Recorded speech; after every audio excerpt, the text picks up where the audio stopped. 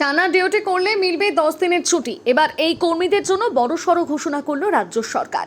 কিন্তু কারা এই ছুটি পাবেন, কতদিন টানা ডিউটি করলে মিলবে এই ছুটি, জানুন। নবান্নের জারি করা নির্দেশিকা অনুযায়ী 2025 সালের দুর্গাপুজো এবং অন্যান্য সরকারি ছুটির দিনে যারা অতিরিক্ত ডিউটি করেছেন তাদের জন্য এই বিশেষ ছুটির ব্যবস্থা করা হয়েছে। যারা দুর্গাপুজো ও অন্যান্য গেজেটেড ছুটির দিনে ন্যূনতম 7 দিনের বেশি ডিউটি করেছেন তারাই এই বিশেষ ছুটির জন্য যোগ্য বলে বিবেচিত হবেন। তবে সবাই এই সুবিধা পাবেন না। সরকার স্পষ্ট জানিয়েছে এই সিদ্ধান্তের আওতায় থাকছেন রাজ্য পুলিশের কর্মীরা, কলকাতা পুলিশের কর্মীরা এবং হোমগার্ড ভলেন্টিয়াররা। কিভাবে ভাগ করা হয়েছে ছুটি?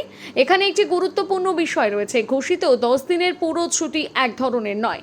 প্রথম 8 দিন থাকবে ক্ষতিপূরণমূলক ছুটি বা কম্পেনসেটরি লিভ হিসেবে, আর বাকি 2 দিন থাকবে স্পেশাল লিভ হিসেবে, অর্থাৎ উৎসবের সময় অতিরিক্ত দায়িত্ব পালনের জন্য কর্মীদের বিশেষ স্বীকৃতি দিচ্ছে সরকার।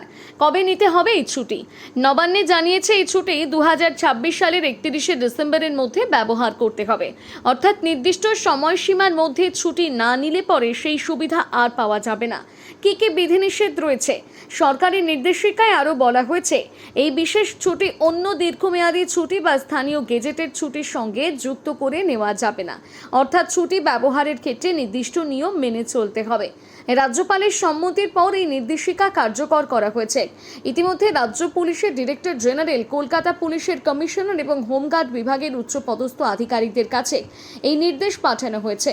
রাজ্য সরকারের এই বিশেষ ঘোষণা নিয়ে আপনাদের কি মতামত জানাতে ভুলবেন না কমেন্ট করে।